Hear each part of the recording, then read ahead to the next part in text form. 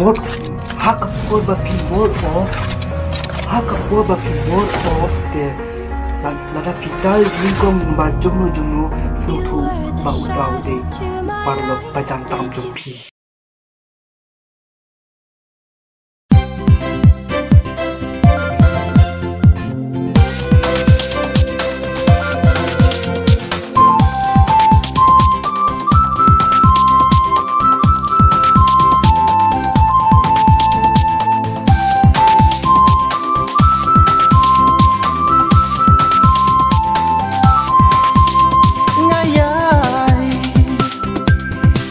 Don kam ya pi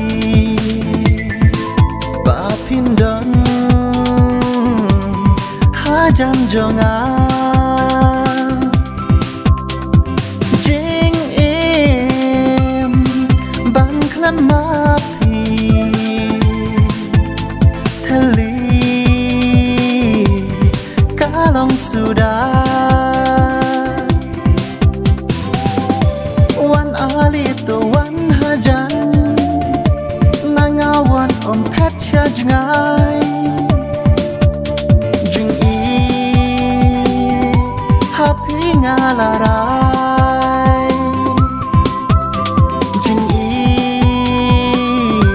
happy ngalarai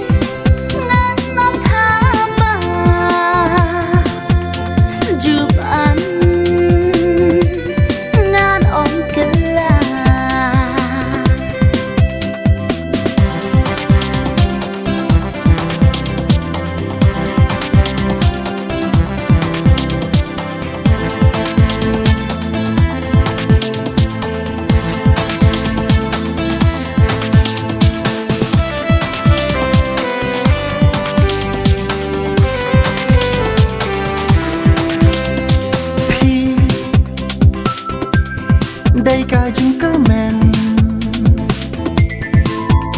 la way cả Jing im jonga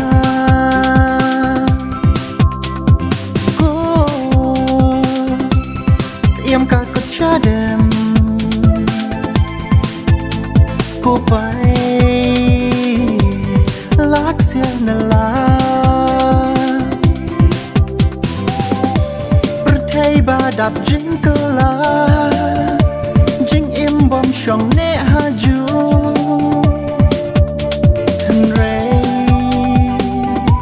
ya phi ngam ino thân re ya phi ngam ino wan ali tu wan ha chan na phi ngan om pet nga Jing tăng happy ngan ai Jing tăng happy ngan ai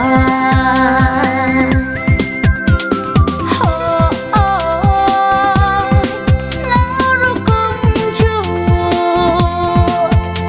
tăng happy